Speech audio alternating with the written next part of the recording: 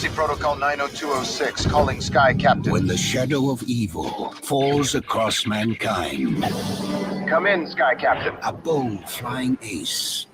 This is Sky Captain. I'm on my way. One intrepid reporter. What's this all about? He's coming for me. Who's coming? And a courageous naval officer. What have you got me into this time, Joseph? Nothing you can't handle, Frankie. Are all that stand between the enemies of the future and the world of tomorrow. Cap, this is Dex. Do you read me? Come in. Hang on, Dex. I'm a little busy. Jude Law. Hold on. Gwyneth Paltrow. Can't anything ever be simple with you? And Angelina Jolie. It's a pleasure to finally meet the competition. Yo! I see it! Sky Captain and the world of tomorrow.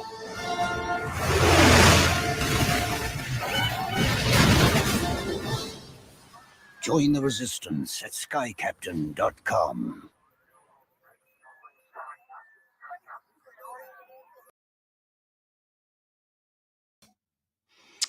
Right, hey up, it's Steve from Churro.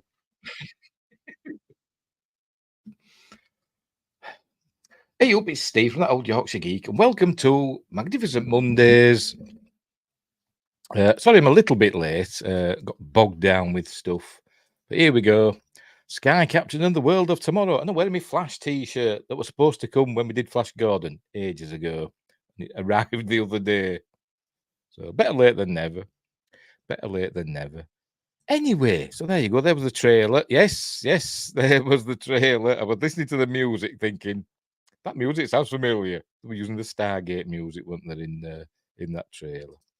Which is cool. In my book. Right, so Sky Captain and the World of Tomorrow, a film that's essentially based off a 6-minute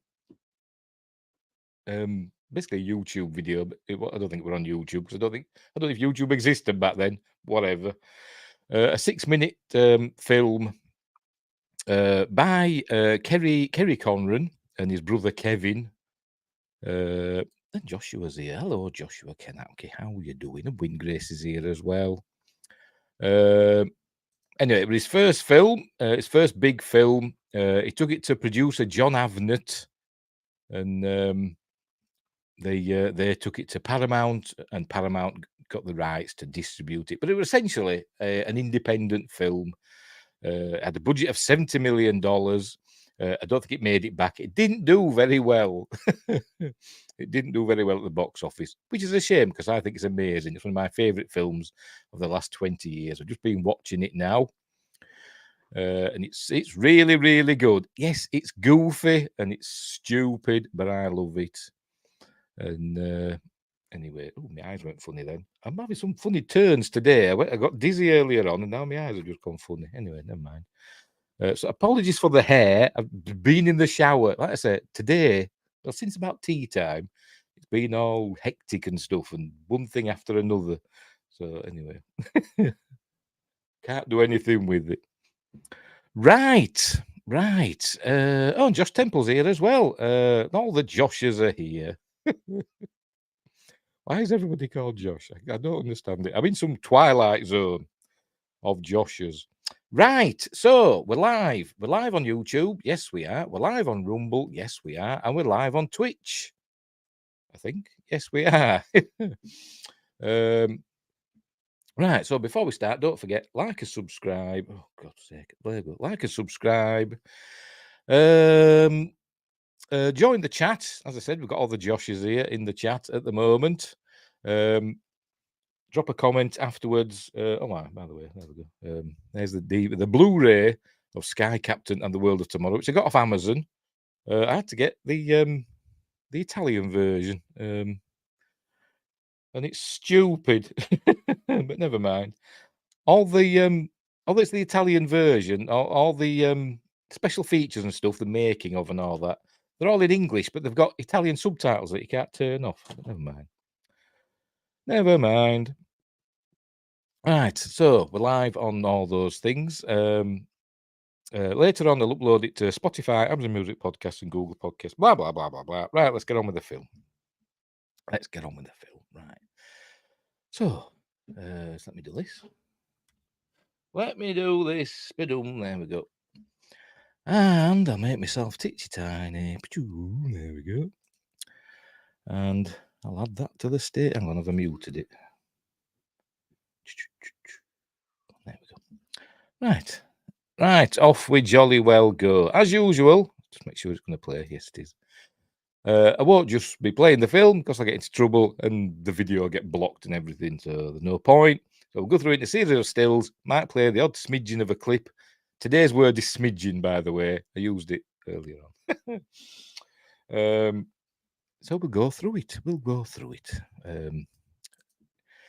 As it should be, all the Joshes are everywhere. Yes, they are. Yes, all the Joshes are everywhere. I mean, as I said, I'm in the twilight zone of Joshes. Right, so here we go, Paramount. So there you go, there's the Paramount logo. Lots of old-fashioned film things, like Brooklyn Films and Film Auro, which I think is something to do with the De Laurentiis family. But it still looks old-fashioned. Right, off we go. A film by Kerry Conran. I don't know if he did any more films. Shall we check? After he did this, there were rumours that he were going to go on and do Princess of Mars.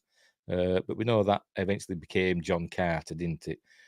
But he didn't do that. Let's have a look. Does it say? When am I looking for? Kerry Conran. Right, let's check him out. I don't think he's done anything else. I don't think. I could be wrong. Yes, he's just done Sky Captain, The World of Tomorrow. That's it. As I said, they were going to do. The plan was to do Princess of Mars. It says here slated to direct John Carter of Mars, an adaptation of the Princess of Mars. But then that didn't happen for some weird reason. And then what? And then that's about it, really. Yeah. And then I think I don't know what he's done since. He's like disappeared. He's disappeared into the world of tomorrow. As Kerry Conran. Anyway, what's this? I like the Bills, and they travelled all the way to TOYG land only to lose. I have no idea what we're talking about. I was talking sports because he's on about Niners and Rangers, Cowboys. I think you're talking about sports. I have no idea what you're on about. No idea. Is it American football where you barely use your feet apart from running and the occasional kick? Anyway, right, Kerry Conran, off we go. By the way, this film at the time was notable for being essentially the first film to be entirely filmed in front of blue screens, which itself were a bit strange because by this time, about 2003 when it was filmed, I think it was released in 2004. So 2003 when it's filmed. The rest of the special effects world had kind of moved on to green screens, but this used blue screens. So that's another old-fashioned thing it did. So essentially entirely filmed in front of blue screens at Elstree Studios and one other place, but I don't know where that was. But mostly at Elstree Studios, and the rest of it were done in computers. They did their own effects. They set up their own effects house in Van Nuys in California, which is where George Lucas set up Industrial Light and Magic initially, didn't he? And also supposedly the porn capital of the world, but I don't know. That's just what they told us in the making of. So there we go. So we've got lots of CG in this. Yes, some of it looks dated, but it's it's supposed to. It's kind of got that retro futuristic look, which is deliberate. It also goes for that stylized kind of I can't think of the word now. Like what Hitler used for his propaganda films and stuff like that. What do they call it now? I forgot what they call it. Anyway, that. Right, so off we go. We begin. Oh, by the way, we have a nice, lots of homages in this film. Straight off, we get an homage to, come on, do it. There we go. The Star Wars. Well, It's not to Star Wars because George Lucas got it from like the Flash Gordon serials and stuff, didn't he? So anyway, the iris out. So here we go. We'll meet up with this is the Hindenburg 3, and essentially this is identical to the 6-minute film he produced called Sky Captain, and I forgot what they call it now. Sky Captain and his something Legion, and the World of Tomorrow. But here we're seeing the Hindenburg 3. It's set in like an alternate universe. I don't know if World War II happened. They talk about the First World War, but I don't know if World War II happened. I suspect it might have done, because they talk about the evacuation of Shanghai and stuff like that, and that happened kind of leading up to World War II, didn't it? In the the late 30s, wasn't it? When Japan invaded China and stuff. But I'm not actually sure if World War II happened in this film. I'm not exactly sure when it's supposed to be set. I presume it's like the 40s because he's in a hang on. The plane he flies is a what they call it, a Curtiss P-40. I know nothing about planes. There we go. When did that come out? 1938. So it's set sometime after 1938. Right. So where were we? Right, the Hindenburg is heading to New York, and here we meet some characters. It's a snowy day. This is Professor Vargas. This is where we learn that that scientists are disappearing. I've got to come to Google. It's set in 1939. I don't think it actually says, but fair enough. Fair enough. That's what Google says. I don't think it actually says in the film. But anyway, whatever. Right. Unless there's a newspaper that I've missed. There's lots of newspaper knocking about in this. Maybe there's a date on that. And I didn't notice. Right, so the Hindenburg docks with the top of the Empire State Building, which is what the top of the Empire State Building were originally designed to do, and I don't think they ever did it, did they? But anyway, obviously this is set in a universe where the Hindenburg, the first one, didn't blow up with the humanity and all that. But anyway, here it goes. So there you go. I don't think it's very safe, is it? Just men holding ropes. Maybe that's what they've done. I don't know. But just these men holding ropes, holding the huge airship down. I think a gust of wind, they'd be off, wouldn't they? But never mind. So there it is, docked with the top of the Empire State Building. Right, so this is Professor Vargas. He gives this bellboy or whatever a message for Dr. Walter Jennings. So there we go. So he goes, he reads the message. It says, I am being followed. And he looks back, and Dr. Jennings has disappeared. And then we see lots of these stylized shots. There we go, like that. What's the word I'm looking for? What does it say in here? Let's have a look. In the style.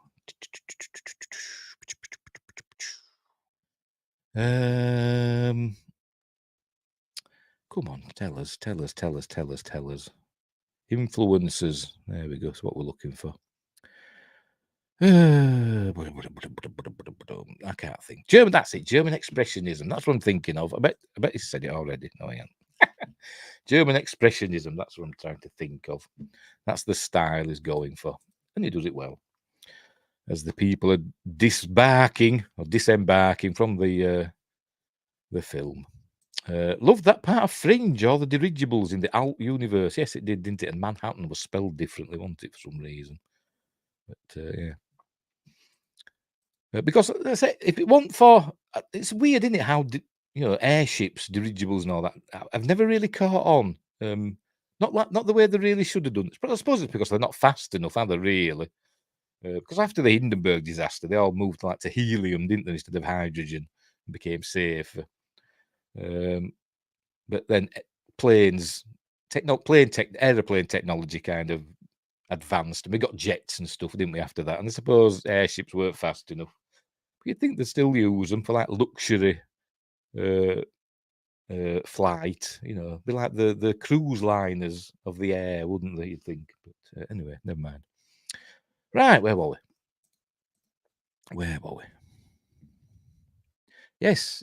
I would think they would be used for fun, fancy party things now. Yes, for rich people to debauch in the skies. Anyway, right. So here we go. So we see the mystery woman. We never find out her name. She's called the mysterious woman, crossing off names. She's crossing off doctor. Oh, he's a doctor, not a professor. Could have sworn they said professor. Never mind. Jorge Vargas. And then we see some other names. Alec Kessler, Dr. Albert Braun. I don't know if these names mean anything.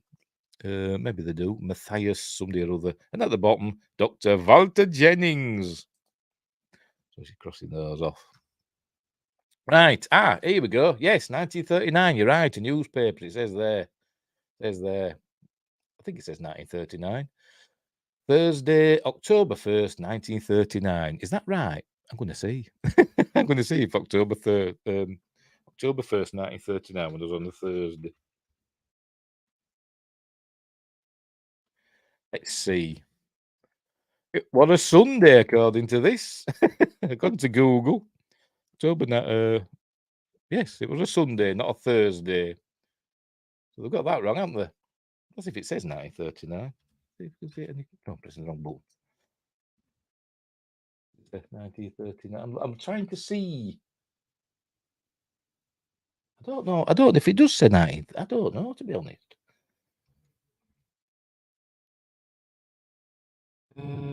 Yes, I think it does say 1939. But it's not on a Thursday anyway. According to Google, it's on a Sunday. They got that wrong, didn't they? Maybe it does in their universe. Anyway, there you go. See, Hindenburg 3 soars over New York, docks with Empire State Building. There's a photo. By the way, McClinton seeks license to halt sanctions. Dr. Hollings speaks. 50 countries endorse move for a parley to seek settlement. 19 nations are invited. Germany and Russia also expected to be asked. Roosevelt's speech hailed. Oh, you know what I just tried to do then? I tried to scroll. I tried to scroll down to read the rest of the page. I'm an idiot. Conran, somebody or other. So there's Kerry getting his name in there. And his brother. Mayhaps this universe doesn't have leap years. Yes, mayhaps. Yes, indeed. Indeed. Right, where were we? Right, so we're here at the Chronicle. This is where Polly Perkins works, played by Gwyneth Paltrow, and we get Michael Gambon as her editor. There she is, typing away. I think somewhere it says this is the biggest set built for this this film, a desk, and I think she might have something else in there as well. Basically, her office is the biggest set that's been built. She's got a door and some filing cabinets and stuff, and everything else for the film pretty much is all that blue screens, and there's nothing there. And it was filmed in 29 days, which is very, very short. All the rest of the time for the production went to the CG chaps. Right, so she's typing away, then she gets a message that somebody's left something for her at reception, and it's a book. She opens it up. There we go. It's a book. There we go. Something by Sir Isaac Newton. I know who's next. Meet me tonight at 6. Come alone, and a ticket for the movies. So off she goes. By the way, it was filmed. It was filmed on HD video, and I think it was filmed in colour. I think they filmed, the live action bits in colour, but it was kind of like rendered again in black and white. And then when they did all everything else onto it, they like colorized it to make it look, in my view, I don't know if this would, what they're thinking, but it reminds me of, when Ted Turner and, his TNT movie channel, well, going around colorizing black and white films like King Kong and all these other films, going around colorizing those. It kind of gives me that feeling. It's a little bit like that. And it's kind of got a bit of a, it's not super sharp. I mean, Blu-ray, I suppose if it ever comes out on 4K, you won't be able to tell much difference from the DVD because it's not exactly sharp image, is it? But it's deliberately that way. Right. So she's heading out to the movies. So she's going to get her camera out of her filing cabinet. And this is Michael Gambon as Mr. Paley, I think his name is.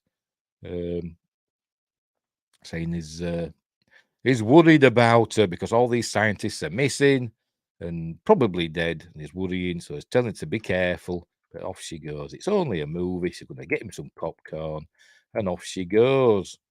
Right, so she's going to Radio City, and that's obviously all this is CG. It's not real. You can tell sometimes there's some kind of ropey CG in this, but some of it's really good. But anyway, off she goes into the the book Mathematical Principles of Modern Philosophy. Oh, very good. So in she goes into this voluminous. Is this what the inside of Radio City actually looks like? I have no idea. But now we see Dr. Jennings up there. So she follows him into the movie theatre, and they're watching The Wizard of Oz, which is cool. One of my favourite films. Oh, pardon me. So she learns that Dr. Jennings, he tells her that he's a scientist that deals with like basically DNA and stuff like that. DNA hadn't been invented then, had it? If you know what I mean. Discovered, not invented.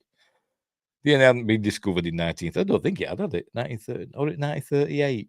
I don't know. I can't remember DNA were discovered. Crick and Watson, wasn't it? But anyway, whatever. So he knows that he's next. He says, he's coming after me. He says, who's coming after him? And he tells her, it's excuse me, it's Totenkopf, which is German for death's head. Totenkopf. But as he's telling her all this, sirens go off and people start running out. I don't know if sirens were a big thing in New York in the 30s. Because America wasn't used to be, not like London, we're getting bombed by the Germans and stuff like that. America didn't really get bombed very much, did it? There were some Japanese balloon bombs over on the West Coast, weren't there? But I don't think anywhere else.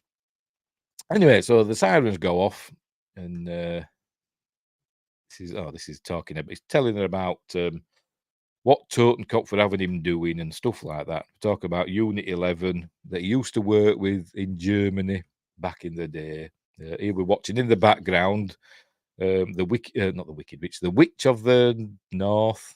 I think it's the North, isn't she? Glinda's arriving. I don't know what the symbolism of that is, but so off he goes, and he runs out, and he, for some reason, drops a blueprint on the floor. It just happens to be a very handy blueprint for the film. No, that was a Japanese submarine in 1941. Was it? Oh, in the film 1941, yes. I've only seen that once. I thought it was crap. Maybe I'd like it now because I was quite young when I first saw it. But I didn't. Not Spielberg's finest hour, is it? Anyway, she finds this blueprint on the floor. She picks it up. By the way, given her some vials. He says, "Don't let him get these." Or is that later? No, that's later. I'm lying. So they go outside, and there we go. We see these are arriving. All the searchlights are on. Look, some sort of aircraft are arriving, but it turns out they're giant robots. Anyway, so there's police are telling people to evacuate in an orderly manner. She heads to a phone box and phones Michael Gambon. And, he tells her to get out of the city and all that, but she's saying she's ignoring him. And she asks him to find any information about Walter Jennings and Totenkopf. And then he tells her to get out of there, and then she can see him coming now. You see him reflected in the window of the phone booth. She's describing how where they're coming, and this is like an homage to, I think, Orson Welles' radio version of War of the Worlds. We're describing the war machines coming and saying they're 100 yards away, and then apparently the land, we don't see it, we just see them flying over, and then at some point the land, maybe we see it, no, we still don't see it, but then we hear thumping, and they've landed, and they're walking through the city. So she's taking photos with her camera. And here we go. This is where we see them. They're arriving now, giant robots. Remember when I first saw this, huge smile on my face because I love giant robots. Here they are, look, thundering by. There's the police there, and they start shooting at them, but obviously the bullets are not penetrating them. So they call on the aid of Sky Captain. So this fella's calling on Sky Captain. There we go. Emergency protocol, calling Sky Captain. Here he comes in his P40. I was like, is it a P51? I have no idea. I don't know anything about planes. Could be Concorde for all I know. Anyway, here he comes, Sky Captain. There he is. Jude Law, proper wooden. But he's good in this. So here he is. Don't know why they picked Jude Law, you know, a British fella. You'd think he'd be like an all-American chap, wouldn't you, Sky Captain? But they've gone for a British fella. Why ain't he should be flying a Spitfire, shouldn't he? Or a Hurricane. Not an American plane, but never mind. Right, so she's watching these robots stomping through Midtown, and she falls over and drops camera, and it goes down this sewer grate. Luckily, Pennywise isn't in there. I want to put it past somebody to, you know, one of the CG people to stick Pennywise in there, you know, albeit briefly, one frame or something. But I don't think they do. Shall we see? No, they don't. So a camera goes in there, and she's trying to get it. This is kind of like a bit like in Empire Strikes Back when Luke's getting his lightsaber, and the AT-AT, yes, I call them AT-AT, is stomping towards him, and she gets it just in time. Hang on, here we go. She gets it just in time and pulls it out just as the robot's foot comes down in a minute. She tears her skirt so she can run faster. Wuthering Heights is on that either a cinema or theatre, I don't know. So she goes running down the street, and we're going to see King Kong in a minute. We're going to see King Kong, but hopefully we'll land on it. But here's the robots marching down the street. Is it this one? No, that's not this one. But Sky Captain's here. He's getting his plane ready. Oh, she's falling over again. She keeps falling over. Joshua says, I think this was around the beginning of really using Brit actors for Americans. Maybe they're cheaper. But he don't even put on an American accent. But anyway. Yes, maybe they're cheaper. Better actors, you see. I think it's easier. Not for me, like, but it might be easier to train a British actor, an English actor, to do an American accent than it is to train an American to do a British accent. But anyway, we'll move on. Batman, Superman, Spider-Man, all Brits. Unbelievable. Yes, they are. Yeah. Yes, Christian Bale, Henry Cavill, and the other fella. Well, the last two Spider-Men, Andrew, what's his face? Andrew Garfield and I forgot his bloody name now. Tom Holland. They're both British, aren't they? Anyway, there we go. We're taking over. And Magneto and Professor X, British. There'll be more in there somewhere. And Wolverine's Australian, which is nearly British. Right, so she falls over again. And there you go. And this robot's about to squish her.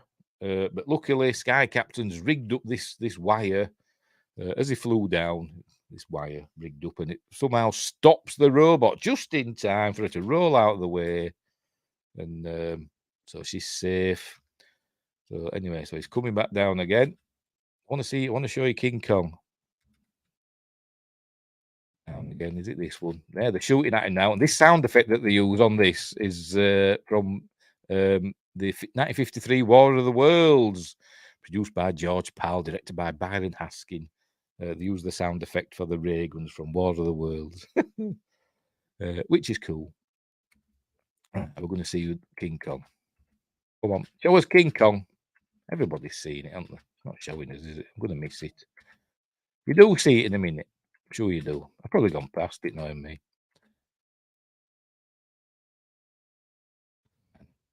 Oh, anyway, so it's flying about. Right. There we go. Just landed on it there. There's King Kong there, up the Empire State Building. Looks a bit bigger than normal. There he is. which was in 1933, not 1939. Never mind. It's cool. It's cool. I love it. Yeah, we have Chris Pratt and John Cena and The Rock. Don't forget The Rock and Keanu.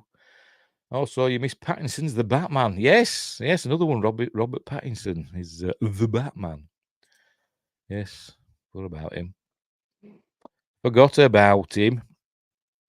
Right, where were we? Right, so he's got a little. This is a bomb that he's going to fire at one of the robots. There it goes, and it explodes. In a minute, there we go.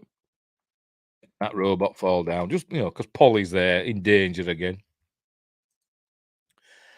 I like this movie, but I like Wing Commander better as a fun off-style movie. I like Wing Commander. I think it's cool as Wing Commander. Not the best film ever made, but it's fun. I like it. Wing Commander took way more crud than it should have for what it was. Yes, it did. It did. People say it's rubbish, and I don't think it is. I think it's a, I think it's a gem of a movie that more people should watch, and we might do it one day. Anyway. Right, so that robot falls down and nearly squashes Polly again, because she's always getting into trouble. As that happens, all the robots suddenly stop and they start receiving a radio signal. There we go. That's it. Going beep, beep, beep, beep. So wonder they didn't do the old beep, baba, zee, off Empire, didn't it? But they didn't. So anyway, so they're going to take off now. Who's this? Booksellers, Cecily Jeans, rare and first editions. Wonder if that's an Easter egg. I don't know. Anyway, so all the robots to take off, and there we go. As we it doesn't show it happening. We just saw it in shadow. They get like the wings and they just fly off into the sky. I don't know why it doesn't show it. Weird, isn't it? But there you go. So she's safe, and then Sky Captain Joe Sullivan, by the way, Captain Joe Sullivan is his name. Joseph Sullivan. I don't know what the H stands for. Does it say? I bet it doesn't. Let's have a look. Where are we? Joseph Sullivan. No, it doesn't say. It's Flying Legion. That's not what his name of his army for hire. Doesn't say what the H stands for. Anyway, never mind. Paltrow, or Paltrow, whatever, is a tool. Yes, he is. For actually good characters, C7, Iron Man, etc. Yeah. She sells candles, doesn't she, with a very distinctive aroma. Not that terrible Shakespeare in Love, though. Yuck. I've not seen it. I don't know if I've seen 7 all the way through. I've seen bits of it. I don't know if I've sat and watched it all the way through. Anyway, she ends up, I do know, spoilers for people that haven't seen 7, I do know she ends up with a head in a box. What's in the box? Is that what you said, what's in the book for earlier on? What's in the book? I bet it is, isn't it? I bet it is. Right, so he flies round and he sees her on the ground and he says, Polly, and she looks up and says, Joe. Because they know each other, they used to be an item. Right, so here we see the robots have gone and we see that they've exposed these huge generators under the ground. Does New York have huge power generators under the ground? In this film, it does. Right. So anyway, then we cut to proper dates. They're getting messed up with these dates. It was October 1st, 1939, a minute ago. Now it's Friday, March 17th, 1939. What's going on? A month. Does it matter? It don't matter, does it? Right, so we go to like a newsreel and we get some British fella saying further details of the attack continue to pour in, etc. There, cables received from English, French, and German news agencies. Then we see it from all around the world. Oh, that's 17th of March, 1939. Anyway, BBC reporting that a steel mill in Nuremberg was virtually excavated. Old like Mr. Chumley Warner and all that. Anyway, and then we see there's old Houses of Parliament, London. Houses of Parliament, and what used to be called St. Stephen's Tower, that contains Big Ben in there, which is the bell. It used to be called St. Stephen's Tower, but now it's called the Queen Elizabeth Tower. Anyway, never mind. So we see London's been attacked as well. We learn that these robots have been appearing and gathering up resources from all these other countries, coal and steel and iron and all this stuff. And that's what they've been doing. And they're also, like, burrowing machines have been coming up and, taking stuff as well. But it doesn't show that. It just tells us. And it says, meanwhile, with military resources stretched thin across the globe, go on, world leaders must once again call upon the elite mercenary forces of Sky Captain and his army for hire. Mercenaries, like the wild geese. When you say mercenaries, I think, like taking over some African tin pot dictatorship or something, isn't it? That's what you think of when you think of mercenaries. Not a hero, but the wild geese. That's a good film. Cool film is the wild geese. Richard Burton, Roger Moore, and the other fella, Richard Harris. Cool film. Apart from Richard Harris's kid in it, who's totally annoying, but never mind. Right, so it goes back to his base. He's got loads of dirigibles. Lands at his base. This is where we meet Dex, who is basically the Scotty of the film. An amazing engineer who's designed all of the machines and other things that we see later on when Angelina Jolie arrives. But that's what I want to check.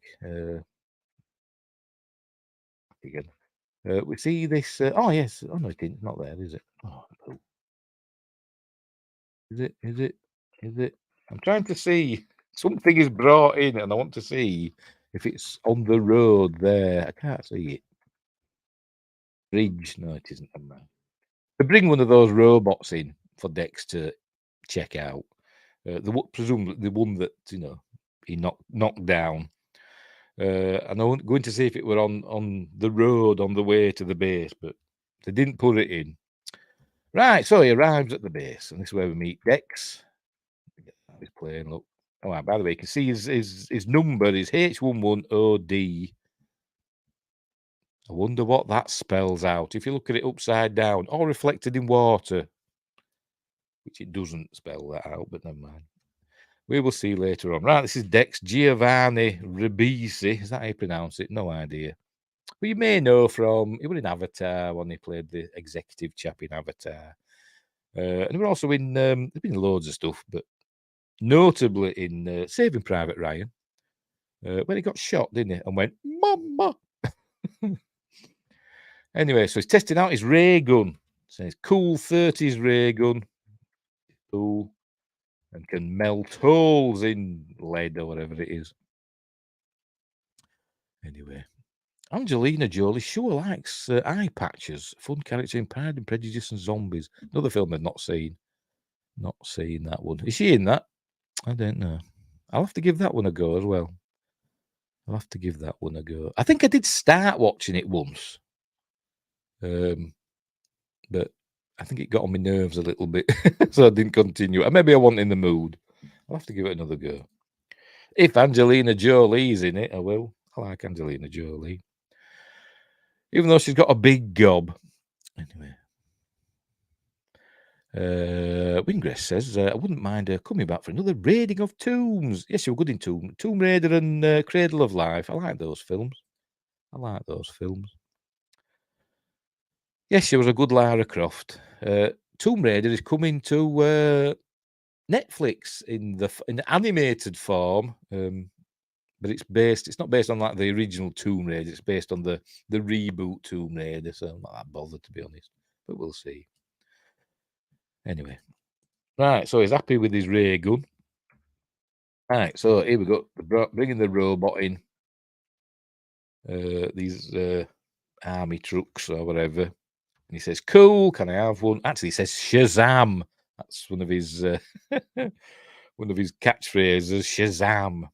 So it doesn't turn into Shazam though. Have a drinky.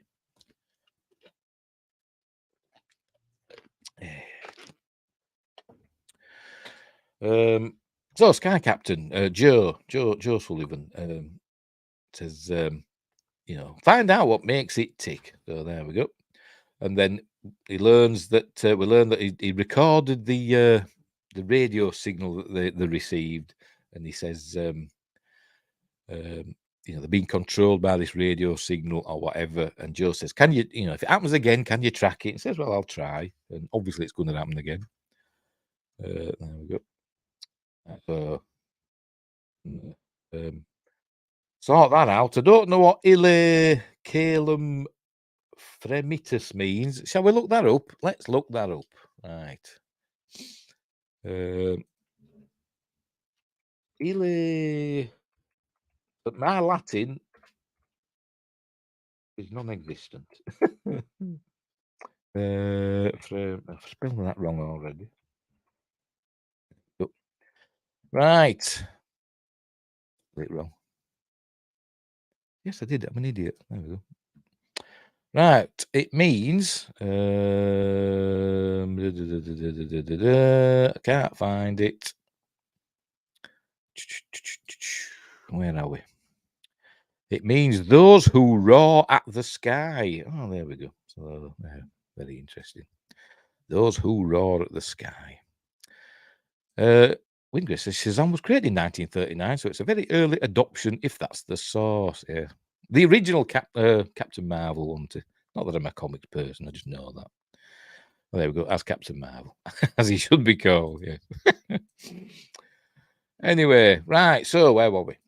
He's going to his office. So he goes into his office. There we see H. Joseph Sullivan. Don't know what the H stands for. He goes into his office and he must have an ulcer or something, or suffers from indigestion or whatever. I think he's got an ulcer. He's probably got days to live. But he gets some milk of magnesia and drinks that down. And then we learn that Polly's in his office, so he pulls a gun on her. This is where we learn that they've got history. And they haven't seen each other for 3 years because he accused her of sabotaging his plane and then buggering off. And he says he spent 6 months in I think a Chinese prisoner of war camp or something, Manchurian prisoner of war camp. There we go. Or slave camp, sorry. So I'd be a bit miffed, to be honest, if I were him, I mean. Anyway, there we go. They were going to cut off his fingers. Luckily, they didn't. But she denies it. But he tells her to get out anyway. So pointing a gun at her. Dex comes in. And he asks her to escort her off the base, and then she says, "Well, I've got this." And he wants, the blueprint, which just happens to be for the giant robots. Never mind. But so then, basically, he agrees to let her tag along. So she's going to tag along with him, right? So they shows her another hangar where they've got lots of other robots. From other events over the last few years. I'm going to show us any of them. There we go. I can see a hand of one. All these different robots, all these different designs. Not going to show it, is it? Oh, that's where they mentioned World War One. And the symbol that Totenkopf used is the same as what's on the robots that attacked New York. So the noise involved, there we see one of the robots in the background with the number 5 on. That's a cool retro futuristic stuff. I like stuff like this. So partners basically. So they've got to go and find Walter Jennings. So they're set off in this car. And they're not in a car. They're not even. There isn't even a. They just sat on a blue screen, and she's got a blue screen steering wheel. They just sat there. Oh dear. Acting. Anyway, so they pull up. This is Jennings' lab, and hang on. Let's see. We've got another shout out to George Lucas in a minute. Here we go. They go down to the door. Can you see it there? There we go. And it's suite number 1138, which is obviously a reference to George Lucas's THX 1138, and also it's in Star Wars as well, isn't it? That Stormtroopers, 1138 into whatever. TK 1138 or whatever, I don't know. Or is it Cell Block 1138 that Princess is in? Whatever. Anyway, so they go in, but it's locked. So she smashes the window. He's going to attach a line, climbing through a window, but she smashes it, says it's open. So they go in. The place has been ransacked, but they find Dr. Jennings. And they're good looking at the stuff that Dr. Jennings been up to. And then we see, is it this one? Is it this? Yes, here we go. I'm guessing this is a reference, an homage to Bride of Frankenstein, because Dr. I forgot the name now. Pretorius in that was shrinking down people and animals and stuff, wasn't he? In Bride of Frankenstein. Maybe it's in another film, I don't know, but it reminded me of Bride of Frankenstein. A teeny tiny elephant. Anyway, so here we go. Here's Dr. Jennings, and he's been hurt and he's dying, and hear a noise from the other office, and Joe goes in, and this we see the mysterious woman, and she knocks him flying across the room, and then shoots a ray gun beam or whatever at him. There we go. Pew! Cool. And goes through the window and off into the night. But she's left a satchel behind.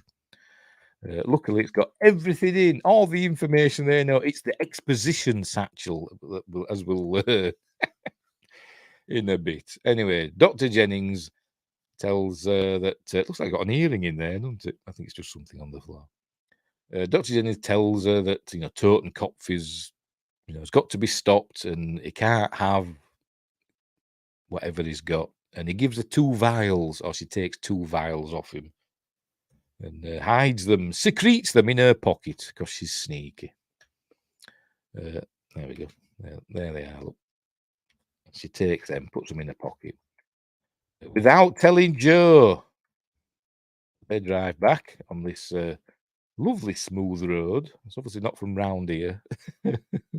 Roads round here, I don't know. They look like being bombed. Lots of potholes, but never mind. Right, so they head back to the base, and then now there's alarms go off again, and then we learn that aeroplanes are coming. Oh, secrets, not secretes. Very different. What? Well, to secrete something is to hide it away, isn't it? To secrete something. Right, planes are coming. There we go. These planes are coming now. They've got flapping wings, like the Hawkmen in Flash Gordon. You didn't see it there, never mind. Here we go. The original design for these, they're actually going to be like Stukas, German Stuka planes, and that had flapping wings. But they decided to just go for this, as they described it, Alex Raymond, Flash Gordon type designs, which is cool. So these planes are coming down and attacking everything, attacking the base. There we go, explosions, stuff we want. So Joe and Polly take off in his plane, and they've got to find apparently the lead plane. Hang on, I misheard. I thought you said secrete, like discharging the fluid. Well, yeah, that's another another meaning in it. In English, good. Another meaning for secrete. Lots of words that sound the same, they're spelt the same, that have different meanings. Wind, wind, etc. Anyway, whatever. Right, so Joe takes off as the base is under attack. Dex has got to work out this signal. It's picking up the signal again that are controlling these, because the planes are remote controlled, like robot planes. So he's got to find out. He says that the lead plane is the one that's controlling the signal to all the other planes. So they've got to find that one. And so Joe's going to do that. There you go. The signal's coming from one of those machines. So they eventually find out which one it is. Look, all the dirigibles are blowing up now. The humanity. So, they're setting off for New York. It's all Dexter's comic books. With his gum. This is important, his gum. He likes his gum. Buck Rogers. And what else we got? Something funnies. Right, they're heading into the city of the planes, the enemy planes, with Joe in hot pursuit. So they're flying about. I don't know if we see King Kong again. And they're flying about. And there we go. All stuff's going on. Trying to keep up with this one that's sending the signal to all the others. And they lose it. And so they're flying down the streets. And, base is still under attack, and Dex is trying to triangulate this signal. He says if he can triangulate the signal, he can learn where it's coming from. So that's what he's trying to do. They're about to evacuate the base because they can't hold him off any longer. Dex tells him, you go, I'm right behind you. Meanwhile, Polly tells him, turn left down here. I know these streets like the back of my hand. Turns down this. In the plane, turns down this street, but whatever. Flies down this street and then sees all this construction work, and she's like, that's not supposed to be there. But anyway, but luckily he's an ace pilot, so he just flies straight through, and all the robot pilots behind can't do it. Look, there you go. Cool. The Joe's fine. Now they found the lead ship again. But he's hit, by the way. They've been shooting at him. He's got holes in his plane, which is a bit problematic for later, but they kind of forget about it. Never mind. Very Metropolis-y, isn't it? That the Fritz Lang's Metropolis kind of reminds me of that background there. Is that the Flatiron Building? Or is it the Continental? I don't know.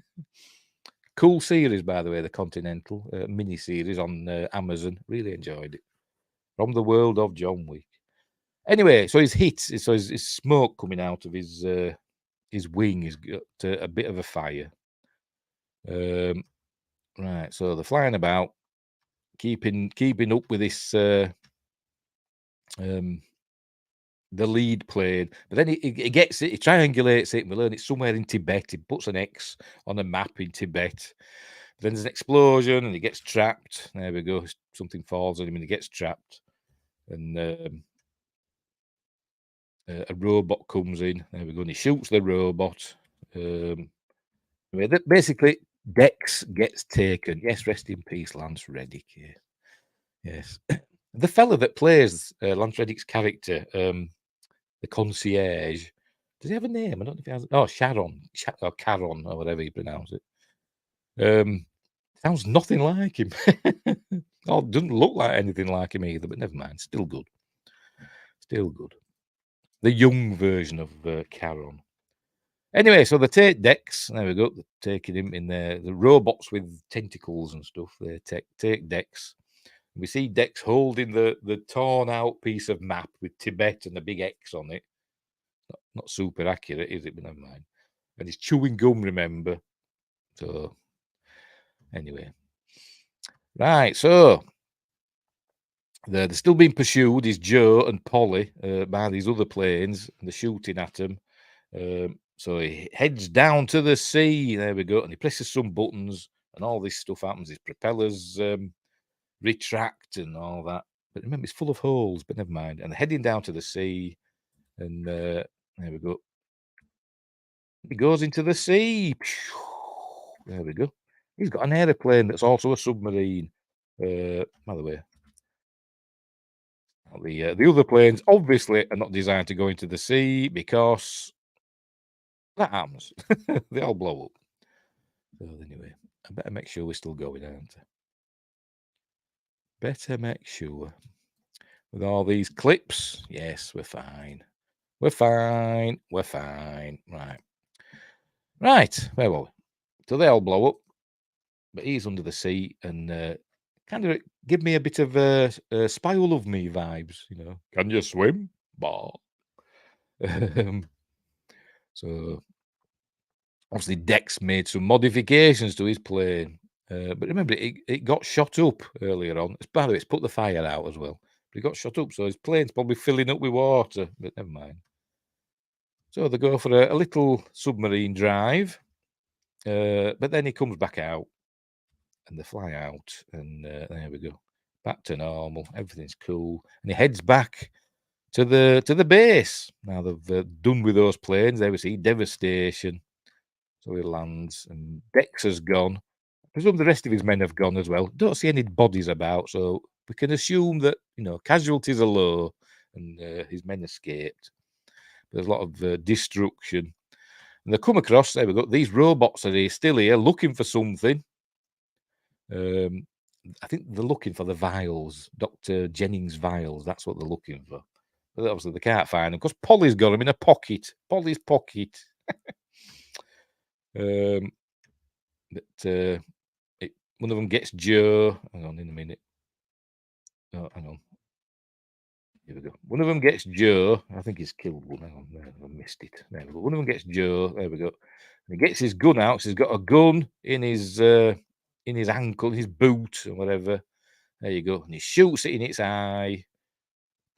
There we go. See, you don't need ray guns. Just a good old trusty pistol. And then he shoots the this whatever this is, this girder that's there for some reason, and that comes crashing down and destroys another couple of robots, and then the others start advancing. But then we hear the signal, signal, and all the robots march out in unison, along with the mysterious woman, and they all climb aboard one of these planes, and it flies away. So they've not been able to find what they were looking for. There they see his comic books, but then we learn that Polly looks up. There we go, and find the ray gun, which comes back later on. Then we see. There we go. We're going to look up. There we go. He says, "Good boy." That was his thing. I was saying, "Good boy, Dex," and he'd stuck it. He stuck the map up onto this girder, obviously without the robot noticing. But it's not super accurate, is it? It says Nepal there, Himalayas, and just a big X. That area could be like, hundreds of square miles for all we know, but never mind. It doesn't matter. Never mind. Right, so they're back in the plane again. I presume he's refueled. Off they go, flying to Tibet. I ain't going no Tibet. What film is that off? 10 points. Gear Klutz and Eddie Murphy film. Right, so they're flying off, and there's an exposition dump now where she tells us all about Totenkopf, about him. He got his first patent when he was 12, and all this other stuff. And there we go, showing his industrial processes and all this stuff he'd done. And then we see Totenkopf there. He's what's his face?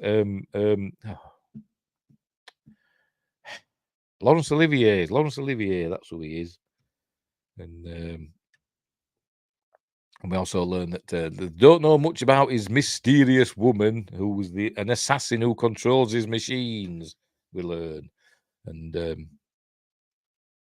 I think this is Vargas's like a ledger of everything that Totenkopf has been collecting over the years.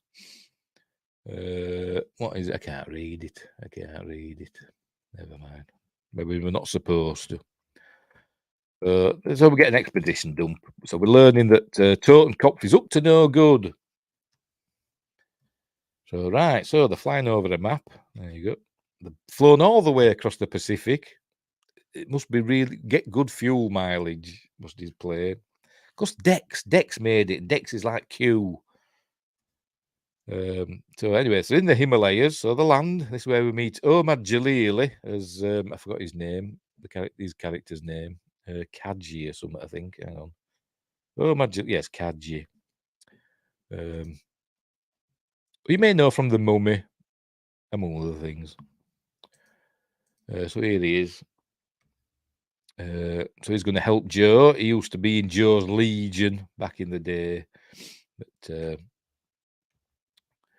So he's got the maps and stuff, so they know where they're headed, obviously. Somewhere in Nepal. That's his prize for helping. 3 boxes of Vienna sausages. What are Vienna sausages? I've no idea. I've never had a Vienna sausage. Let's look it up. Sod it. Let's look it up. What's Vienna sausages? Bet they're crap. Bet they're not proper sausages.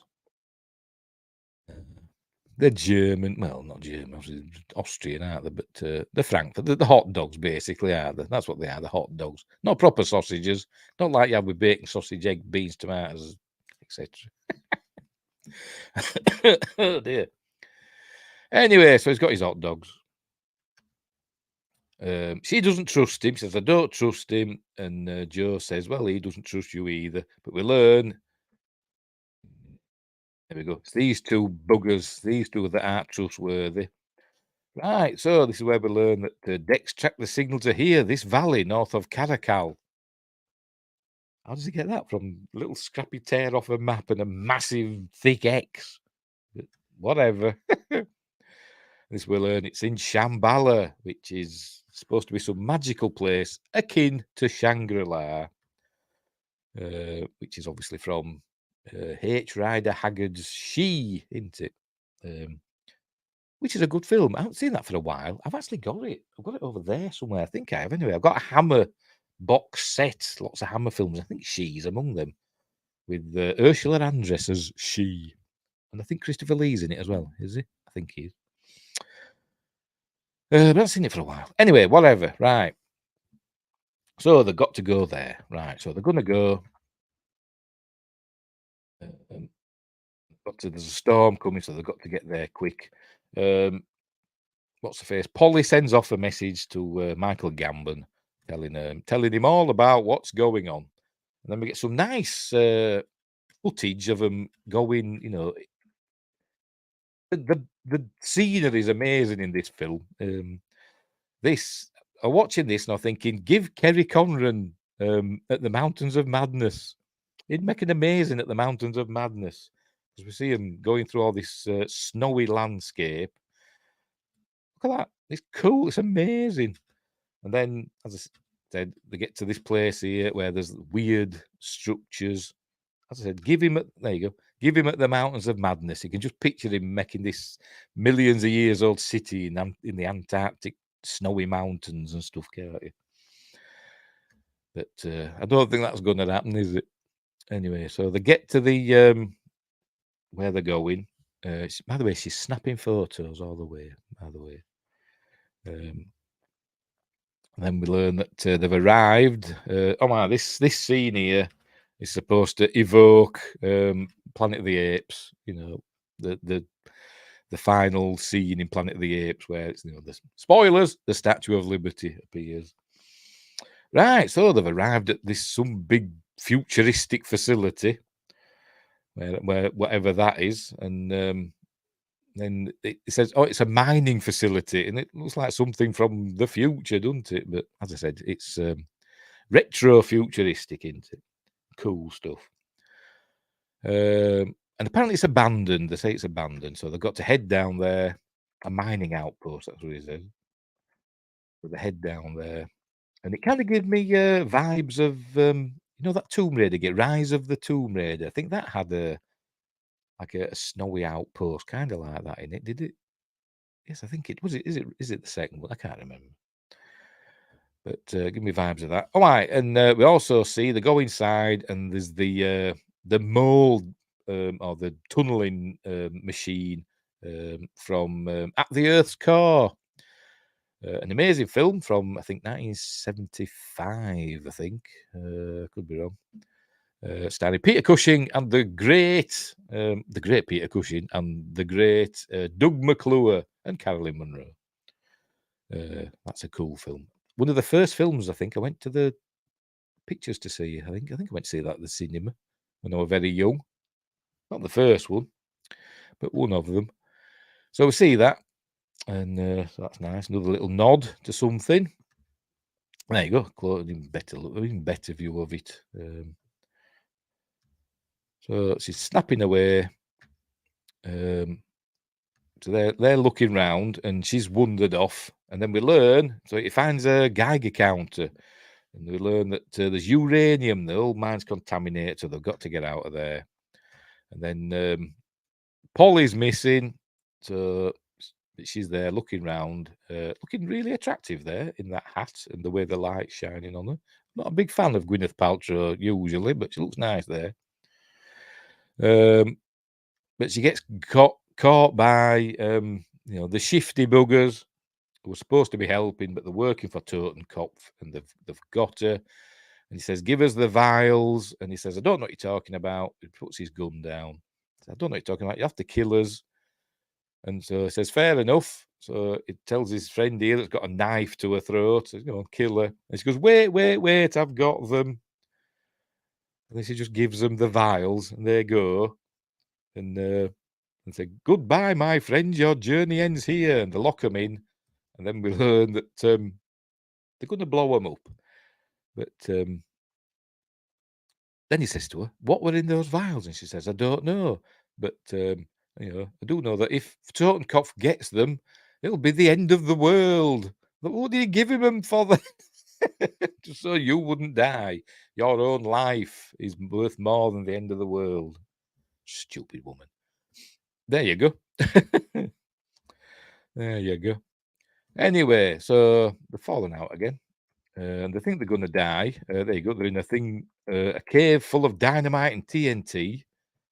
See, so he's got a shovel, he's trying to get out. And then we see old Mission Impossible. Din, din, din, din, din, din, din, din, diddle-oo. That's going on. So they've got to get out. And so he finds some dynamite and breaks it in half and lights it and puts it in the door to try and blow the door open. While they're waiting for that, he asks her about his plane. "Did you sabotage my plane?" And she's like, "Joe, no, I didn't sabotage your plane." And just before the dynamite explodes, Omar Jalili opens the door, says, "Why did you lock the door?" So they run out, then it all blows up. Why? She said, me film. Pardon me. She had a bag with her camera filming. And he says, "No, you ain't got time." So he pulls her out. And it all blows up. And then they're all unconscious in the snow. And then they see the mysterious woman. She climbs back aboard one of that plane. But she's got the vials, look. So the end of the world is nigh. There we go. Come on, get on with it. Turn round. There we go. With a flourish. Gets on the flapping wing plane. Right, they wake up. Polly wakes up and she's in bed, naked, in a bed with flower petals on the pillow. And we learn that Joe's in bed as well. There we go. He's naked too. Looks like very Gigolo Joe from AI there, isn't he? Looks very, I know that's who we played in AI, but still looks a lot like him. Because it is him. But you know what I mean. And she tells him, sorry, to turn round. So he turns round, and there we see Kadji's in there as well. Right, so we meet their hosts. They're in Shambhala now, and we learn that their clothes have been burned because they're contaminated, and they're going to help them. They're going to take them back down the mountain, and they ask him about Totenkopf. And said, "What do you want to know about him for?" He says, "I want to kill him, and he's taking my friend." So they said they're going to help. So take him to a man. It says they'll help him. They take him to a man who was a subject of Totenkopf's experiments. So they're going to talk to him. And there's more nice scenery. This is supposed to be like Shangri-La, isn't it? Very nice. Is it on Google Earth? Might be, for all you know. Right, so it shows her here in this big coat, but later on we find the clothes. They've given them new clothes, by the way. The clothes are exactly the same as the clothes that she started off the filming. So maybe it's magical, it's Shangri-La, and they just knew what she was going to wear.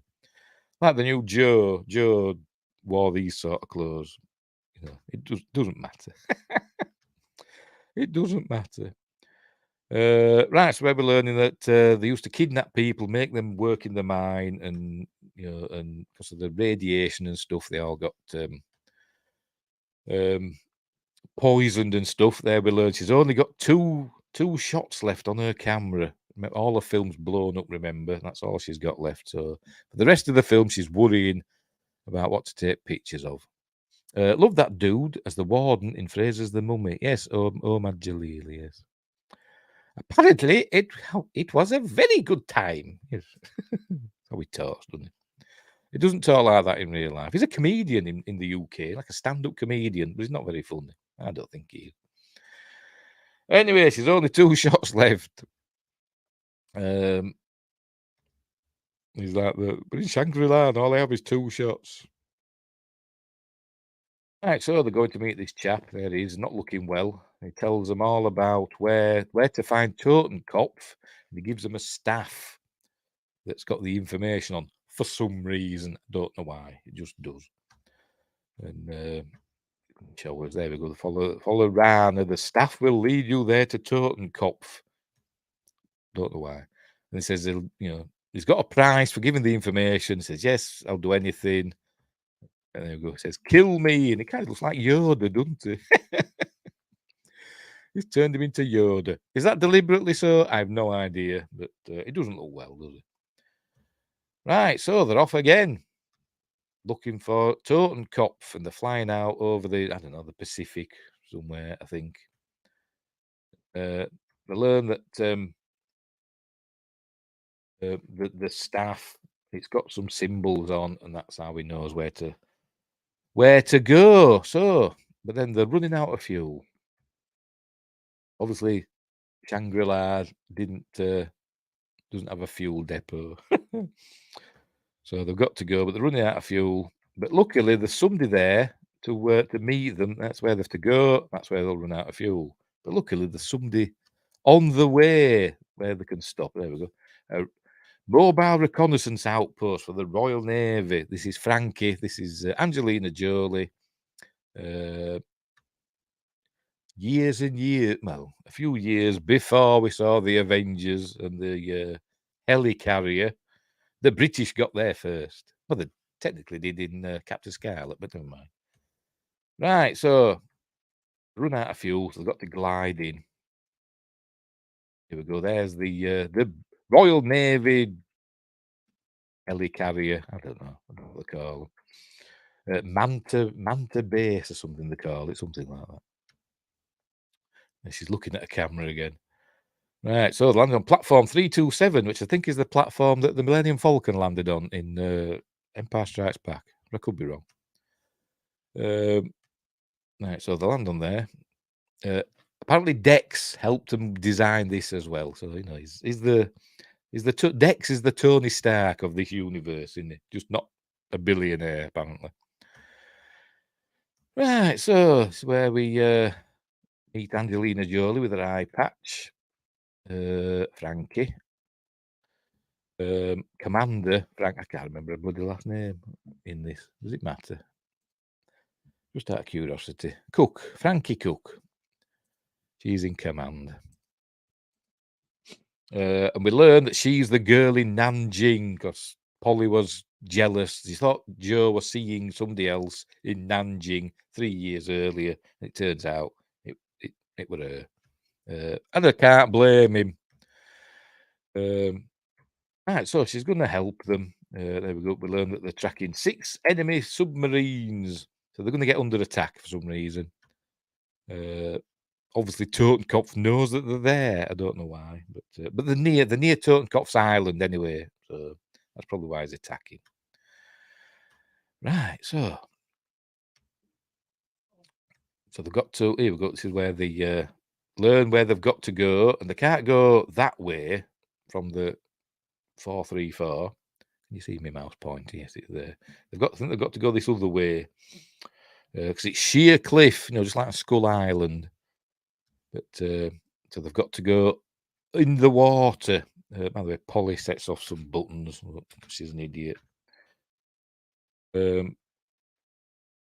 initially, Frankie's not going to help them. She says, "I'm not going to help you. You know, I'm not going to risk my crew and that." And then he says to her, "They've got decks." So she immediately changes her mind. There you go. You've got to get me on that island. She says no, and then he says he's got decks, and she says, "Alert the amphibious squadron." Which is cool because she's putting on a British accent for this, like she did for Tomb Raider. Right, so they've got to go in their undersea plane. So off they go. They're all running out. Look, getting there. They go stick a fish bowl on her head. Good old Royal Navy. Not Royal Navy. Well, it is Royal Navy, isn't it? But RAF. Don't know what HB stands for. Hard black, isn't it? On pencils. Right, so they're going to set off in a flying situation. Polly says something to him. Says, is she the girl from Nanjing? And he says, "I can't hear you, Polly." Anyway, so they set off. Right, off they go. Flying through the air in their flying machines. We're going to go down into the sea. Right, so off we go. Switching to amphibious mode. Cool. Right, down they go. So they're flying down under the water.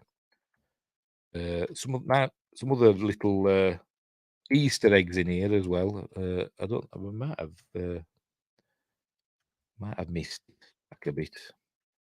We see a ship. We're going to see it. I see it's that one. See a ship, and it's called the Venture. There we go, the Venture, which is obviously the name of the ship from King Kong, which we did a few weeks ago, didn't we? So the Venture's sunk at some point. I think we also see the Titanic, or a ship that looks very much like the Titanic. But they're not in the Atlantic, so never mind. It doesn't matter. Right, so they carry on, and then we see they're being watched by some robot. They start getting under attack from all these robot machines like crabs. It's all kicking off. Oh, here's the Titanic here, look in front of us. That comes crashing down. You know, everybody's fine. So that's where they have to go. That's where they're headed, this vent. Luckily, it's a bit bent there. But then one of them big crab robots pops up and fire all the missiles at it, and it doesn't do any good. I've just noticed all these ruins and stuff in the background. Is it Atlantis or Mu or Lemuria or whatever?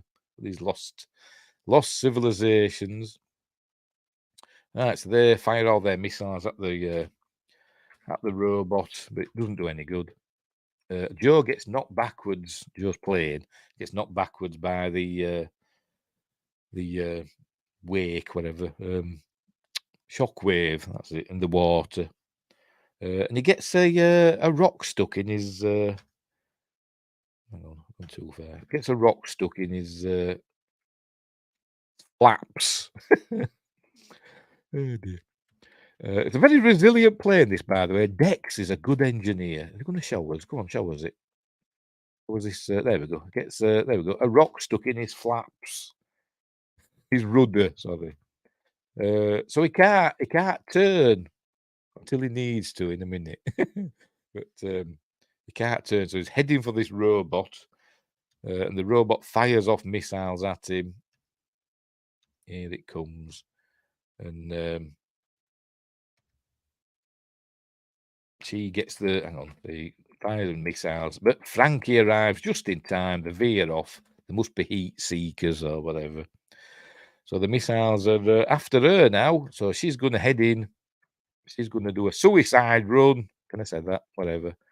On the robot, but just before she impacts, she pulls levers and stuff, and she rockets out, ejects out of the plane, and goes to safety. We're going to see it. We're going to show us it. There she goes. Look, there she goes. Oh, jetpacks as well. It's got everything as this film, hasn't it? Got giant robots, helicarriers, planes that can go under the sea, jetpacks. We get some monsters later.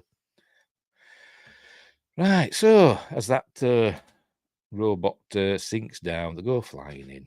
Yeah, she's fine. You're all clear. What a girl. So they fly in and they come up in a not a very well rendered plane popping up out of the water, but you know. Right, so it's floating on the water there, and Polly gets out. Well, they both get out, but Polly gets out. She looks down and she sees the reflection of his registration number. There we go. H11OD, and reflected in the water. It should say, it's wrong, isn't it? It shouldn't say Polly. It should say Hillop. Shouldn't it? It should be the other way around. Never mind. It doesn't matter. So, no, so she's happy. Yeah, he loves me. Anyway, they're in this jungle, a cool jungle, a King Kong-esque jungle. You know, very deep and luscious and, you know, amazing looking. And there we go. We see a creature. They come across a creature, a bit like an ostrich, but it's massive, as we can see there. And one of Totenkopf's creatures. Why has he made it? I have no idea. But anyway. Right, so they've got to get to where Totenkopf is there. We see some hapless person. Is it Frodo? Is he being got by Shelob? It could be because this came out, didn't it? After, I think it came out after Return of the King. I think. I can't remember when Return of the King came out. I think it came out after this. Came out after that. So that could be a reference to Frodo. I don't know. And there's a reference to Empire, the creature in the water that we see in Empire Strikes Back. Right, so they're going through the forest.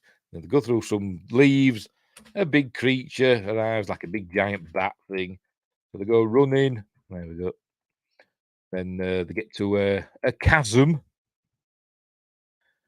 2003, Return of the King. Oh, yes, so it did come out after. I mean, this were in production when Return of the King came out, because this came out in 2004, didn't it? So maybe that was a reference to Frodo being got by Shelob. Or maybe it was just, you know, a scary reference. Right, another reference coming up. The King Kong log. Here we go. So they go across this log. I presume down there is the spider pit. Not that we see it. I was hoping to see some creature climbing up the wall like we saw in King Kong, but I never noticed it. Let's have a look. I can't see anything. See if there's anything that sticks out. You know, the little thing that one of the programmers or whatever might have put in. Can't see anything. Looks like letters there, maybe. I don't know.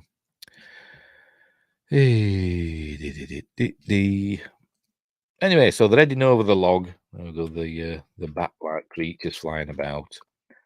And she's going to take a photo, and then something happens. They fall over. There we go.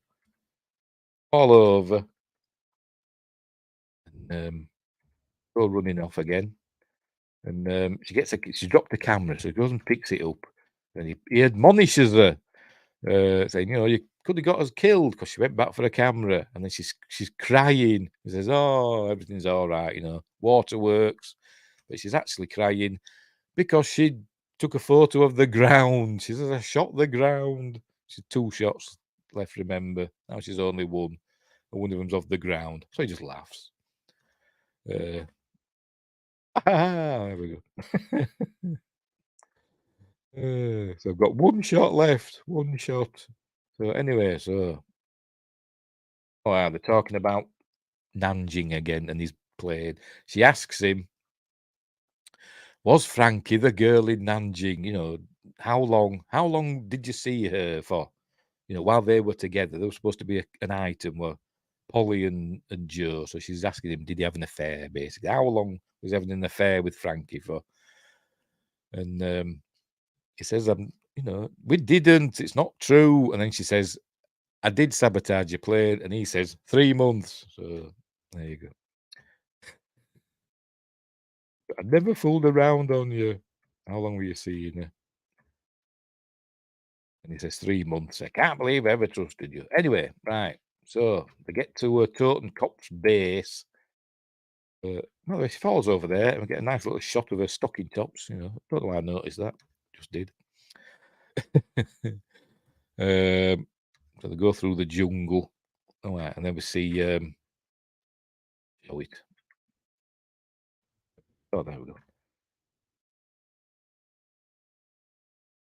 Come on, show us it. You saw it in a minute. Oh, fuck.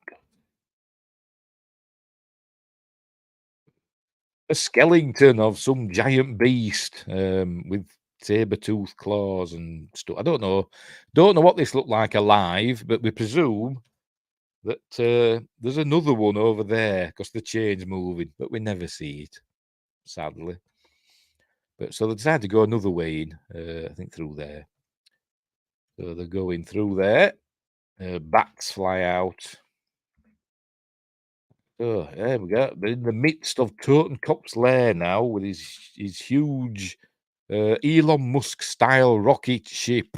I don't know do they call it a rocket ship in this? There used to be rocket ships in the olden days, didn't there? They weren't just rockets. They were rocket ships. That's what this is. Looking, like I said, you can see where Elon Musk got his inspiration from. I bet he's a Sky Captain fan. Now we see things being loaded on board, and this is all the shrunk down animals that's been loaded on board, and there's all these. I think it's supposed to be like maglev sort of things flying about. I don't think like anti-gravity. I think they're like magnetic levitation or something. Flying about. And we see all the animals in cages. And there's all these robots flying about as well. Worrying about one shot she's got left. And then he says, you're looking at a giant rocket with every single creature on Earth being led 2 by 2 into a huge rocket. What else are you going to see? You know, what better thing are you going to see? He says, well, I might find something. Anyway, the alarms go off in a minute.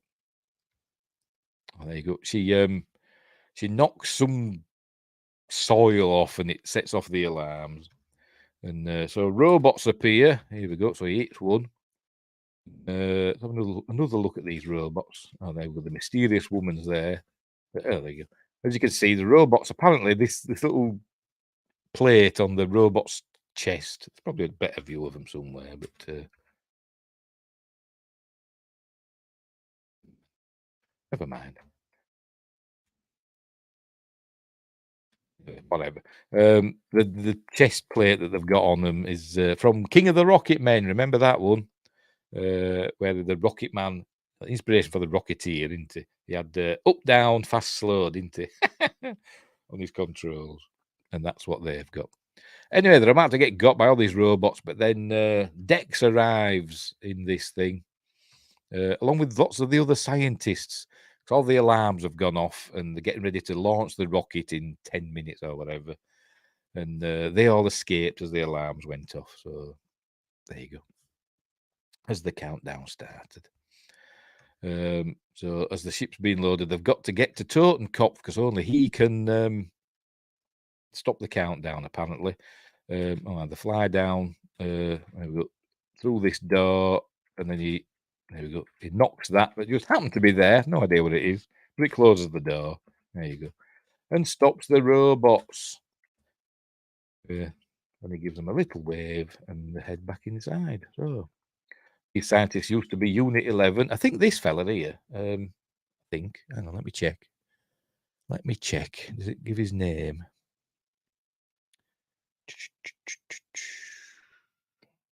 I think it could be him. I think that's Dr. Kessler. I think. I could be wrong. But he's played by Peter Law, who is Jude Law's dad. I think that's Dr. Kessler, but I could be wrong. Anyway. So he's telling them, all about Totenkopf's reasons for doing what he's doing. So he's going to essentially launch the rocket with all the animals aboard. He's basically going to do what what's the name now? In Moonraker. I can't remember the name of the bad guy. We've got a power station, Drax. We're going to do what Drax did in Moonraker. He's going to launch the rocket and then basically wipe out all life on Earth, and then the animals will come back down and repopulate the world. But there's going to be no people,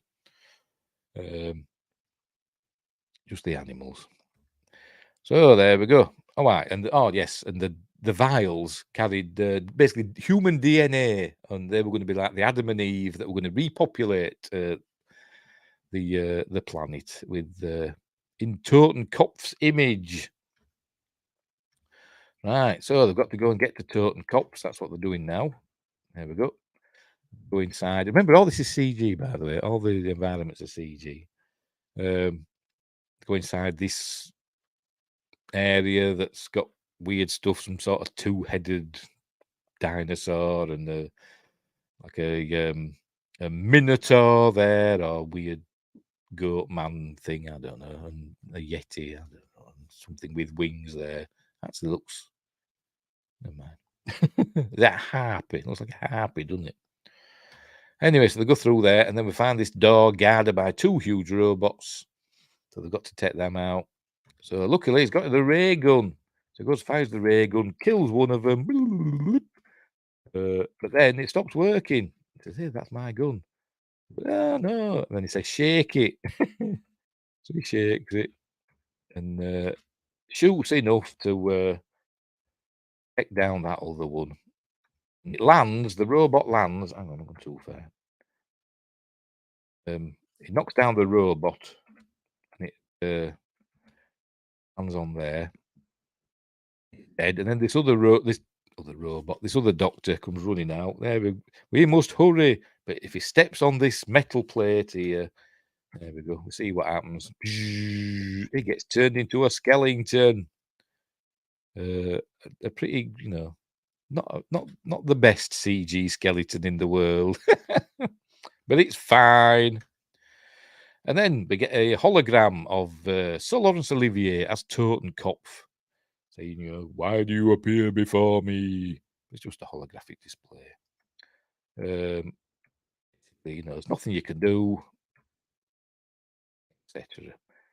Then they go through the door because the plate's not working anymore because they've done something. I can't remember what. Right, so they're going to Totenkopf's lair.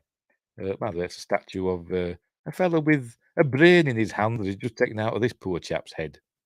I don't know what that signifies.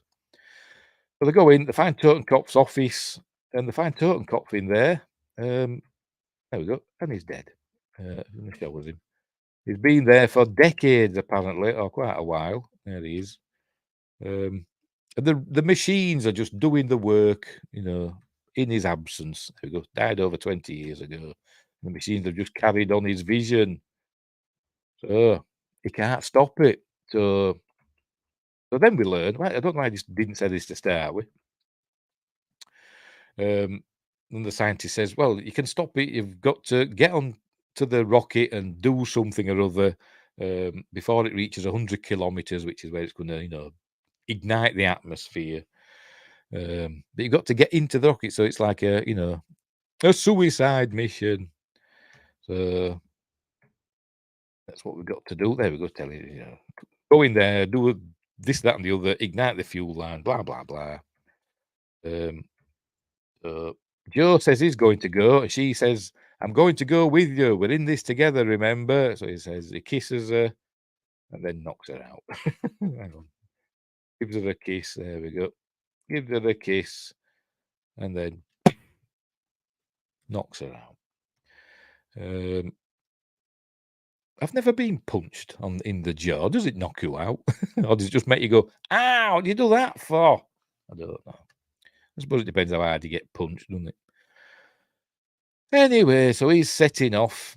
They're getting out of there. He says, get her to safety, get out of there. So he sets off across another bridge and then meets the mysterious woman. So they fight. Well, they don't really. She just kicks him up and down. They're going. And, there were some more creatures. Look, there we go. They fly out. And he looks, there's this fella. I think it's Jude Law's dad. He looks and sees that Polly's not there anymore. And luckily for Joe, I presume Olivier's family allowed agreed to letting Salon's Olivier be used in this. Well, you'd think so, wouldn't you? Be interesting to hear how that came about. Seems akin to the recent arguments about actors' likenesses. Yes, I think there's one of the early films that did this, didn't it? I remember at the time me saying, "No, you're not going to need actors anymore." But I'm sure they did get permission. Let's have a look, see what it says. See what it says. If it does say anything. No, it doesn't say there. Just says his likeness was produced using digitally manipulated archive BBC footage. Pardon me. But it doesn't say, that they got permission from his estate or family. But I presume that they would have to, wouldn't they? They would have to. They would have to. Right. So he's losing his fight against the mysterious woman, and she ends up knocking him over the railing. There he is. So he's hanging on. He's got good grip in them fingers. Had they fallen to me death. And she's going to kill him, and then we hear a whistle. Hang on. We hear a whistle, and she's going to kill him with that. Come on. If I press the skip button, it'll go past it. There we go. We hear a whistle, and Polly's there, and she gives her a whack. Girl boss. Woke. Saves the day. Takes out the mysterious woman. We learn that she's a machine as well. Who'd have thunk it? I think we knew from the start, didn't we? There we go. Right, so they go running into the rocket. Got 10 seconds to get in. They just make it. Then the rocket takes off. This bloody starship would take off, from Elon Musk's starbase. Bloody FAA dragging the heels out with the license. Anyway, never mind. Right, so the rocket takes off. Off it goes into the sky. They're climbing up. And they see all the animals in their cages and stuff. So they've got to go across this narrow bridge. More bridges. It's all bridges in this film, isn't it? Walkways, catwalks, and stuff like that. Ledges. So they've got to go across there to get to where they're going. And she says, we've got to get those animals off the ship because she's a girly girl. They've got to save the animals. And obviously, she must speak German. There we go. Because she looks at this. And she obviously knows that Drinklichkeitsvergab says something like emergency release or whatever. Hang on. There you go. Emergency release. Knows that's what it says because it tells us. So she presses it, and all the animals are released. There we go. Jing, jing, jing, jing, jing. And it comes on saying emergency release in progress and all that. So they've got to go running across there. Meanwhile, the rocket's still climbing. We're getting a countdown, by the way, of X kilometers until ignition or whatever. All the animals are going to get released. 60 kilometers to booster ignition. All the animals in little pods and stuff go flying out. They're to safety. So they're running over. And then there's this big statue because it's all like Art Deco stuff in it, as I said, like expressionism and all that. Big statue with a sword, kind of reminiscent to Rapture in it in BioShock. That sort of feel to it, isn't it, as well. This sword, it all breaks and it comes collapsing down. Just there we go. Just misses them, takes out the narrow bridge. Got to this. We've got to open this up and cut the red wire, basically. That's what we've got to do. He cuts the red wire. Nothing happens. Nothing happens. But then the mysterious woman reappears, and then Cotton appears, spouting his nonsense. And Joe tells him to shut up. And then the mysterious woman appears, and it's Joe again. And he grabs the zapper thing from her and gets her in the eye. Hang on. There we go. Stabs her in the face, whatever. And so that's the end of her. And then he uses the there we go, uses that and smashes it into where the wire was supposed to cut. And that does the trick. So there's been, so it's saying, malfunction, the booster ignition is not going to happen. So they've got to get out. There we go, booster malfunction. Luckily, there's an escape pod just opens up there. So they go in there. It blows up. They all think they're dead. But then we see all these coming down. Everything's great. Frankie arrives on the helicarrier. That B was supposed to be that German letter that represents the SS letter sound, is it? I won't pay any attention, to be honest. What B? I don't know. Anyway, I won't pay any attention. I won't pay any attention to any B's. Anyway, Frankie arrives. It's all there. Planes come out. Look, fills the sky with planes. I don't know why, they just do. There we go. Joe and Polly are safe. They land, and all the animals are landing. And she's got one shot left.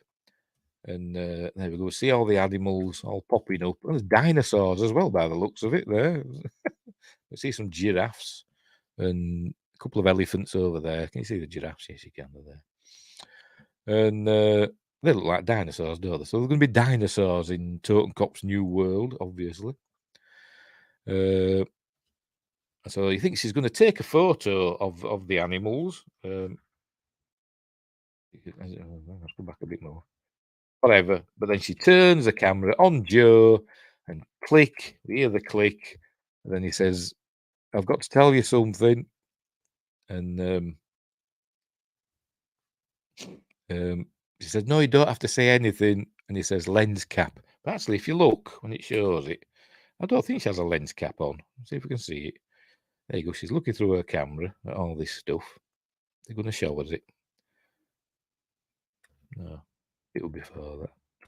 Right, lift up your camera, love. Lift up your camera. Lift it up. There we go. I can't see a lens cap on there, can you? Maybe he's kidding with her. Sorry, Joshua. For pressure release. All right, with it on that panel with all the German thing on. Oh, there you go. Fair enough. Right. Anyway, so it says lens cap, and but she don't have a lens cap on. But never mind. Maybe he's just kidding. It says lens cap, and then the film ends. There we go. Lens cap. You go. Oh. Never mind. The end. Cool film. Oh, there we go. Sadie Frost produced. Sadie Frost. She's an actress, isn't she? Sadie Frost. She was in Dracula, I think, wasn't she? The Francis Ford Coppola's Dracula. She was in that, wasn't she? Is she married to Jude Law? I think she is, isn't she? Let's have a look. Jude Law. Maybe she was married to him at the time. I don't know. Let's have a look. Yes, not anymore. Actually, they're divorced. This will be May, divorced in 2003. He's now married to Philippa Cohen. There you go. He's got 7 kids, the dirty bugger. Anyway, so there you go. So she was his wife, yes. Anyway, so that's the end of the film. So that's it. It's a cool film. I don't think there is anything at the end. Have a look. Watched it all the way to the end. I don't think that anything happened at the end.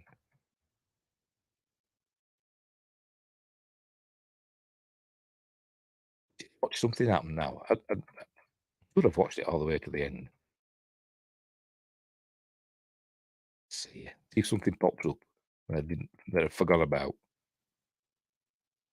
No, nothing's going to happen, is it? Nothing's going to happen. Is it? No. No. Right. So we'll leave it there. I pressed the wrong button again. I'm an idiot. I was pressing remove instead of full screen. There we go. That's the end of Sky Captain and the World of Tomorrow. One of my favourite films. I know it's a bit goofy. Some of the effects are a bit ropey, but it's just fun. It's fun. It's got giant robots. It's got monsters. It's got jetpacks. It's got planes that go into the sea. It's got helicarriers. Oh, it's got everything. It's got amazing scenery, and jungles and King Kong. It's got the lot. How can you not like it? I love it. I love it. Right. So we'll leave it there. What's coming up next? Right. I can't remember. What day are we on? Monday. Wednesday's my news stream. If anything happens. Hang on. This Friday is Friday the 13th. So we're doing a Friday the 13th film. 8 movie collection. But we're doing the 8th one. Pardon me. Friday the 13th, part 8. Jason Takes Manhattan. I like it. It's fun. I haven't decided what's next Monday. But the Friday after, the appointment with Thea, a week on Friday, is going to be Splice. Oh, there you go. A cool film. I really like that. I really like that film. So there we go. We're doing that one in not next week, the week after. Right. So we'll leave it there. We will leave it there. So thanks to all the Joshes for your information, especially Joshua Kanapke and his amazing grasp of German. But anyway, and Wingrace and Josh Temple, and I don't think we had anybody else, did we? I don't think Archmage Frey called, did they? Had any messages on Rumble, by the way? No, we haven't. No, we haven't. Right, so... Right! Oh, sorry, I'm looking at the wrong part then. Right, so we'll leave it there. So, thanks for watching. Wherever you are, look after each other, and until next time, I'll say this.